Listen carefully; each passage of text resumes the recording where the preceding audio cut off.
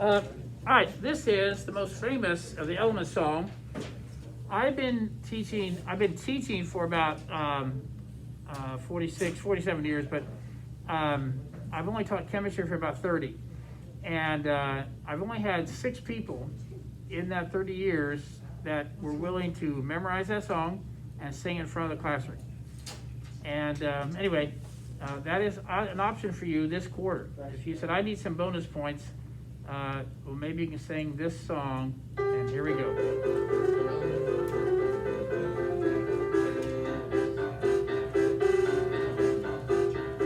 There's antimony, arsenic, aluminum, selenium, and hydrogen, and oxygen, and nitrogen, and rhenium, and nickel, neodymium, neptunium, germanium, and iron, americium, ruthenium, uranium, europium, zirconium, lutetium, vanadium, and lanthanum, and osmium, and astatine, and radium, and gold, protactinium, and indium, and gallium, and iodine, and thorium, and thulium, and thallium. There's yttrium, and terbium, actinium, rubidium, and boron, gadolinium, niobium, iridium, and strontium, and silicon, and silver, and samarium, and bismuth, lithium, beryllium, and barium.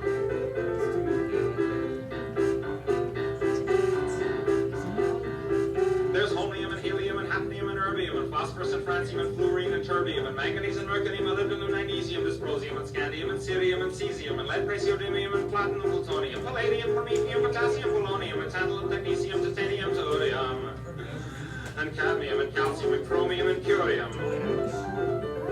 There's sulfur, californium, and fermium, berkelium, and also mendelevium, titanium, nobelium, and argon, kryptonium, radium, and rhodium, and chlorine, carbon, cobalt, copper, tungsten, tin, and sodium. Get them all in. These are the only ones at which the news has come to Harvard. And there may be many others, but they haven't been discovered. All right. Sing it together. Now, I didn't have shit. Let's say, where are those? Top 10 golf shots. Oh, wait a minute. Raise Joe Biden. General Milley. Who's the guy, Harry Potter guy? What's his name? The actor? The actor for Harry Potter, What's his name? Daniel Radcliffe. Yeah, that should have been on here. 1.2 billion. There it is. Okay, now, he was on a talk show, and he took a chance here. He took a chance because how many people on a talk show want to hear this? So he. Give a big shout if you know who Tom Lehrer is. Yes. Nobody's heard of Tom Lehrer. Okay, so Tom Lehrer, in my opinion, is the cleverest and funniest man of the 20th century, and he's kind of my hero. And he wrote a song called The Elements, because he was a scientist, and it's the name of every element in the periodic table. And that's my part. It's quite long, so do stop me if you just get bored. Okay. This kept me up last night, I was so nervous about doing it. Do I feel bad now? No. Okay, so. There's antimony, arsenic, Look, aluminum, Tim. selenium, and hydrogen, and oxygen, and nitrogen, and rhenium, and nickel, neodymium, neptunium, germanium, and iron, americium, ruthenium, uranium, europium, zirconium, lutetium, vanadium, anthium, and osmium, and astatine, and radium, and gold, protactinium, and indium, and gallium, and iodine, and thorium, and thulium, and thallium. There's yttrium, and terbium, actinium, rubidium, and boron, gadolinium, and iridium, and strontium, silicon, silver, and samarium, bismuth, bromine, lithium, iridium, and barium. Let's start the next verse. There's holmium, and helium, and hafnium, and erbium, phosphorus, and francium, and fluorine, and terbium, and manganese, and mercury, molybdenum, magnesium, dysprosium, and scandium, and cerium, and cesium. There's lead, praseodymium, platinum, plutonium, palladium, lithium, potassium, polonium, and tantalum, technetium, titanium, tellurium, and cadmium, and calcium, and chromium, and curium. There's sulfur, californium, and fermium, berkelium, and also mendelevium, titanium, and rhodium, and argon, radon, and argon. Hold on, quiet. There's sulfur, californium, and fermium, berkelium, and also mendelevium, titanium, nobelium, and argon, radon, neon, krypton, xenon, zinc, and rhodium, and chlorine, carbon, cobalt, copper, tungsten, tin, and sodium.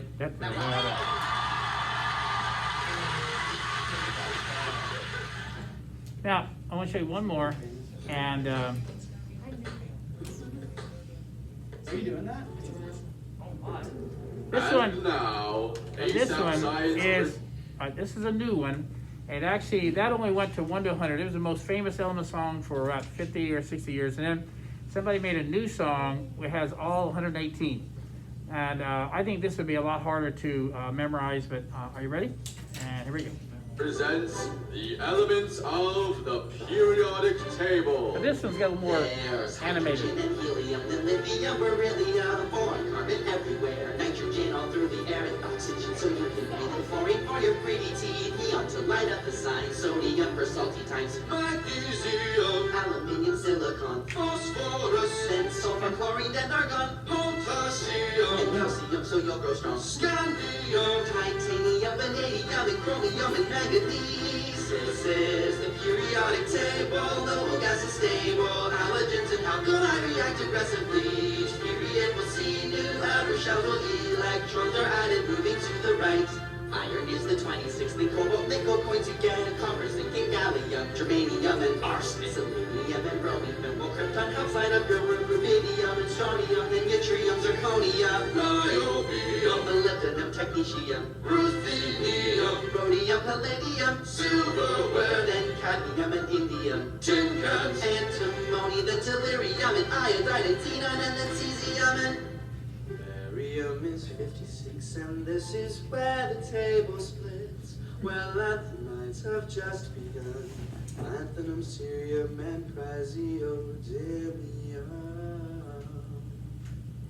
Neodymium's next to promethium, then 62. Samarium, europium, gadolinium, and terbium, dysprosium, chromium, erbium, thulium, ytterbium, lutetium.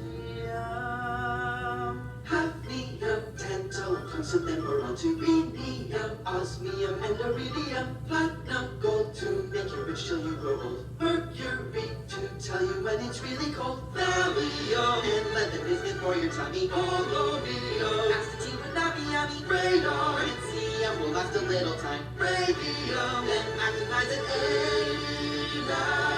This is the periodic table, noble gases stable, halogens and alkali react aggressively. Each period will see new outer shells with electrons are to the right. Actinium, thorium, protactinium, uranium, neptunium, plutonium, americium, curium, berkelium, californium, isonium, fermium, indolenium, nobelium, lawrencium, rutherfordium, neptunium, supercium, borium, lycium, pneumonurium, neptunium, mercurium, copernicium, nihonium, flerovium, moscovium, livermorium, tennessine, and organesson, and then we're done. Thank you guys so much. I only know the first 20. Lily wants to say. Well, you're right, the internationally, they spell cesium that way. Just like, only in America, we say aluminum, and all the other, even in England, they say aluminium. It has an extra I in it. So there are a couple that are different, there. I wanna show you one more, I thought I had it here. Oh, yeah. What's the muscle song? Anyway, you can, I know, I'm not gonna do this, but you can spend easily an hour, and there's even one with Legos in there, and they claymation the Legos, and that's kinda neat, and I'm not gonna share all these, but what I do wanna show you, I'm gonna start So here. much for watching. If you like the song, make sure you check it out on iTunes and Bandcamp with the link below. If you think you'd enjoy other videos like this, make sure you subscribe to our channel. And we'll put some of our recent videos over there so you can go check them out. You can also check out asapscience.com to keep up with everything. What's the latest Blaze Up? Now, let me mention to you what we're going to be doing 4 days next week. 4 days next week, I'm going to start giving you some answers. For example, I'm going all the way back to even the popcorn experiment. What is BTB? What is it? What was litmus paper? I'm going to answer all those questions. So if that litmus paper changed, I'm going to tell you why. And then we're going to spend a lot of time, I'm going to give you an article to read about a modern day scientist who actually studied the candle, and I'm going to tell you how a candle works. I wanted you to try and discover how it works, and you probably discovered some things. But this right here, this person, I may only show you one of these, but this person took Michael Faraday's actual words from his lectures on the candle, and he does some demonstrations, so I want to show that to you today. It's about 8 or 9 minutes long. And he does speak, not fast, but he's trying to get this done in about 10 minutes. So anyway, next week, next Friday will be our first major test, and it'll be on everything we've done. And I will give you, on Thursday, you'll get a study sheet. It'll actually a review sheet. It'll actually tell you what's on the test, and we'll be done. It should be done by Thursday, and the test will be on Friday. So. Yeah, let me go ahead and get this one done. No way.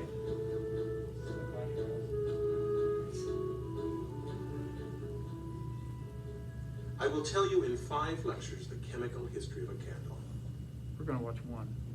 There is not a law under which any part of the universe is governed which does not come into play and is touched upon in the chemistry of a candle. There is no better, there is no more open door by which you can enter into the study of science than by considering the physical phenomena of a candle. I trust, therefore, I shall not disappoint you in choosing this for my subject rather than any newer topic, which could not be better were it even so good. So, now as to the light of the candle. Notice that when the flame runs down the wick to the wax, it gets extinguished, but it goes on burning in the part above. Now, I have no doubt you will ask, how is it that the wax, which will not burn of itself, gets up to the top of the wick where it will burn? We shall presently examine that, but there is a much more wonderful thing about the burning of a candle than this.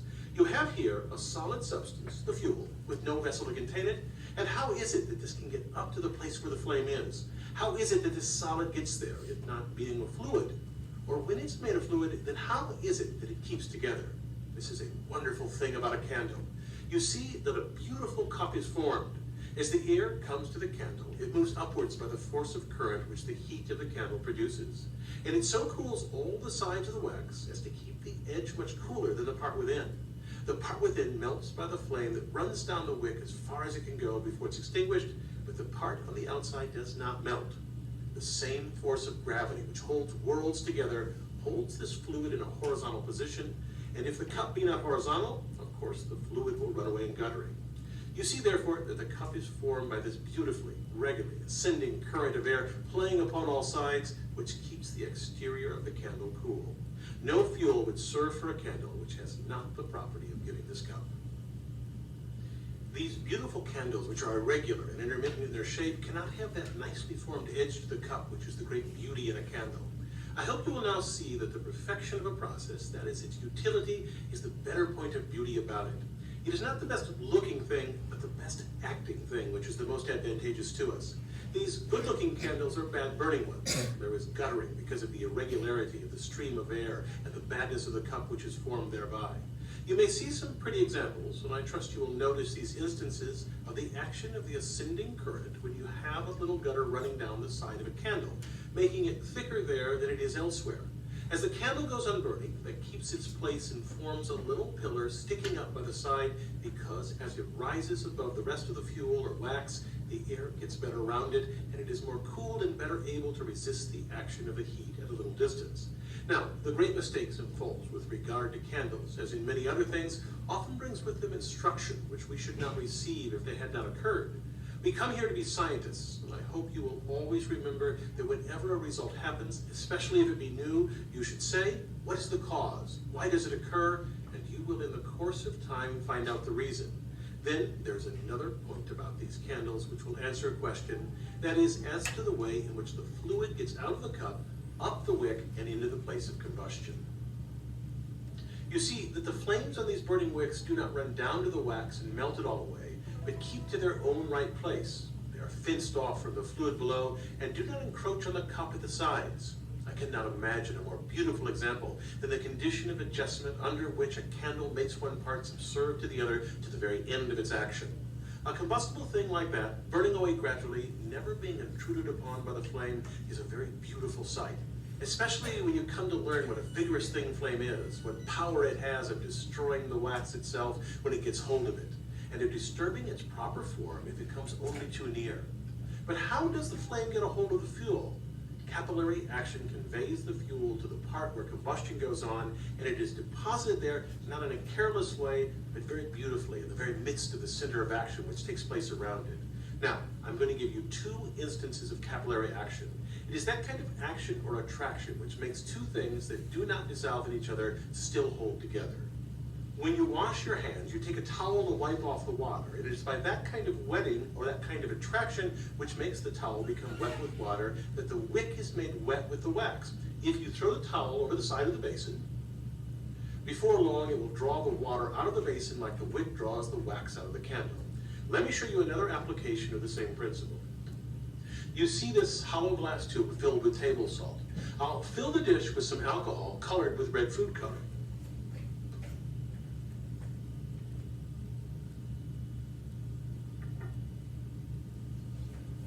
You see the fluid rising through the salt. There being no pores in the glass, the fluid cannot go in that direction, but must pass through its length. Already the fluid is at the top of the tube. Now I can light it and make it serve as a candle.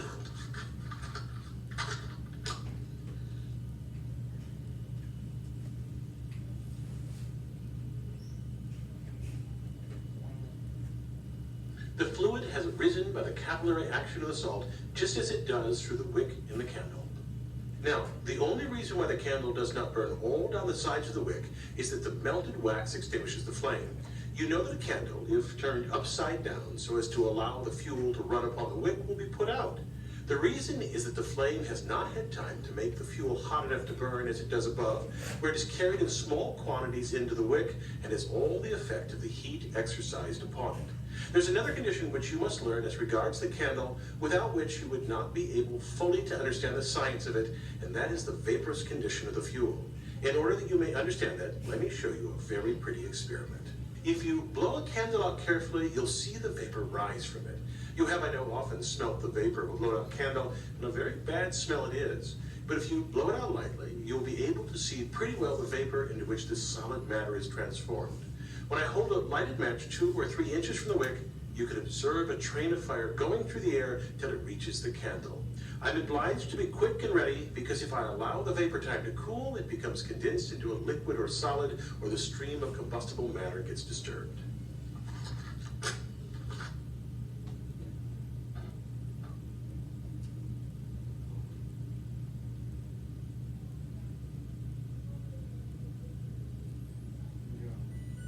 Now, to the shape or form of the flame. It concerns us much to know about the condition which the matter of the candle finally assumes at the top of the wick, where you have such beauty and brightness as nothing but combustion or flame can produce. You have the glittering beauty of gold and silver, and the still higher luster of jewels like the ruby and diamond. But none of these rival the brilliancy and beauty of flame. What diamond can shine like flame? It owes its luster at nighttime to the very flame shining upon it. The flame shines in darkness, but the light which the diamond has is as nothing until the flame shine upon it when it is brilliant again. The candle alone shines by itself and for those who have arranged the materials. The flame is a bright oblong, brighter at the top than toward the bottom, with the wick in the middle. And besides the wick in the middle, certain darker parts toward the bottom, where the ignition is not so perfect as in the part above. Now, let me show you. There's a matter rising about it which you do not see. You can actually see streaming round the flame something which is not part of the flame, but is ascending and drawing the flame upwards. There is a current formed which draws the flame out, for the flame which you see is really drawn out by the current and drawn upward to a great height. How remarkable it is that the thing which is light enough to produce shadows of other objects can be made to throw its own shadow. You observe the shadow of the candle and of the wick. Then there is a darkish part, and then a part which is more distinct. Curiously enough, however, what we see in the shadow as the darkest part of the flame is in reality the brightest part. And here you see streaming upward the ascending current of hot air, which draws out the flame, supplies it with air, and cools the sides of the cup of melted fuel. You know the flame goes up or down according to the current. You see then that we have the power in this way of varying the flame in different directions. Many of the flames you see here vary in their shape by the currents of air blowing around them in different directions. But we can, if we like, make flames so that they look like fixtures, and we can photograph them. Indeed, we have to photograph them so that they become fixed to us if we wish to find out everything concerning them. If I take a flame sufficiently large, it does not keep that homogeneous, that uniform condition of shape, but it breaks out with a power of life which is quite wonderful. In what way does it differ from an ordinary candle? It differs very much in one respect. We have a vivacity and power about it, a beauty and a life entirely different from the light presented by a candle. You see those fine tongues of flame rising up. You have the same general disposition of the mats of the flame from below upwards, but in addition to that, you have this remarkable breaking out into tongues which you do not perceive in the case of a candle. Now, why is this? You have the air creeping in over the edge of the dish forming these tongues. Why? Because through the force of the current and the irregularity of the action of the flame, it cannot flow in one uniform stream. The air flows in so irregularly that you have what would otherwise be a single image broken up into a variety of forms, and each of these little tongues has an independent existence of its own. Indeed, I might say, you have here a multitude of independent candles. You must not imagine, because you see these tongues all at once, that the flame is of this particular shape. A flame of that shape is never so at any one time. Never is a body of flame like that which you just saw rising from the ball of the shape it appears to you.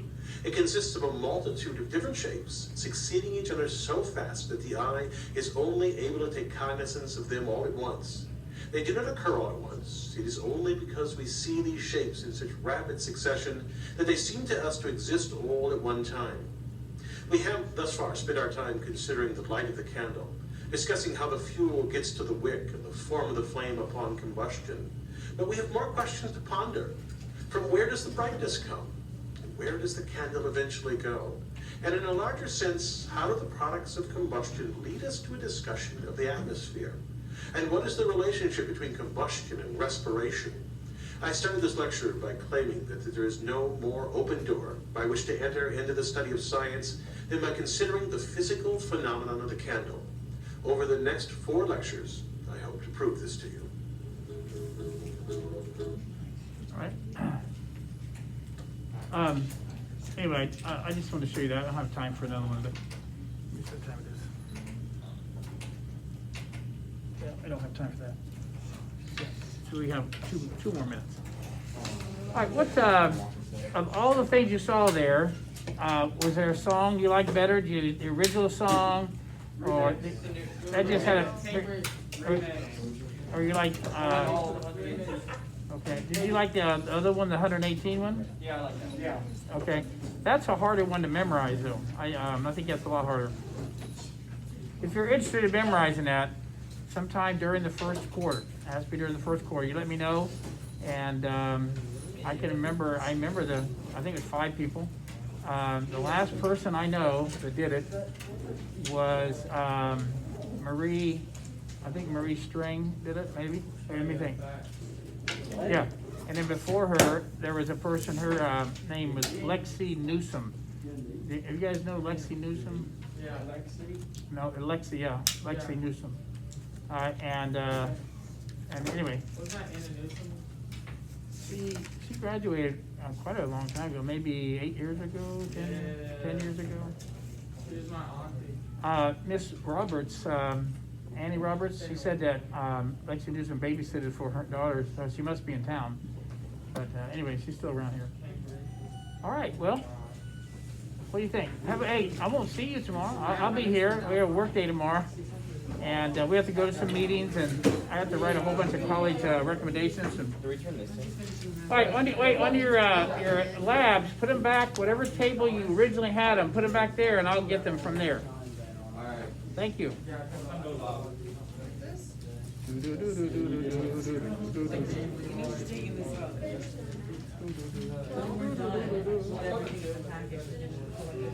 I'll go back and do it. Once I do that. You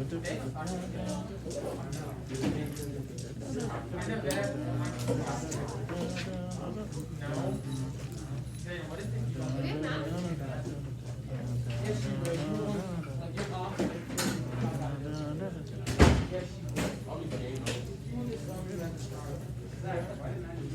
Oh my gosh, Yeah, really. Oh my God, this is stupid. Yeah, right. do we have current events? Yeah, I don't think so. Oh, we have. Not supposed to. We can I got answer. I I don't know, I haven't. No, I'm not This is like saying that I got like 12,000. I never. I've never flexed. You just said that. I said Zach. It's actually family. Yeah, you're right. I think you a lot of ads, but I blocked all of them. Family, Billy.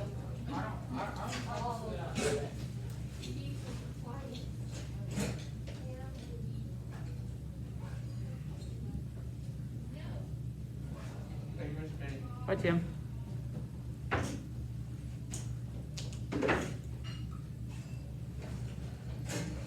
Have a good weekend. Hey, you too, thanks.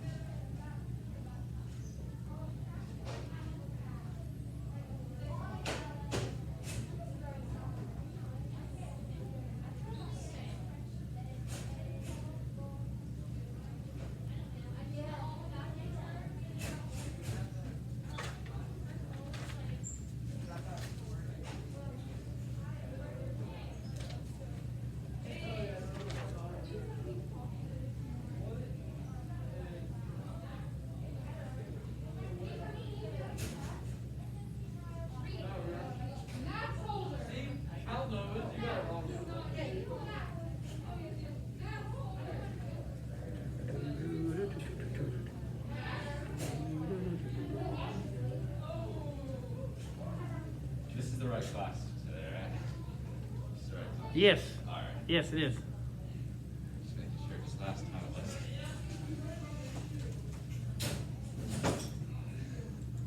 It's cold in here. After we do our quiz today, what are we gonna do after that? I think I have 2 people that are gonna give their Oh, okay. observation. Then I have a couple of videos for you, so Alright. a little bit lighter today. Did everybody else, the honors, they take their test today? Everybody's taking 81 to 100 today. So you're taking a major test next Tuesday. That's the one you Oh, want. and then like the other classes. The other honors classes are a tiny bit ahead of you. They took their major test today. So,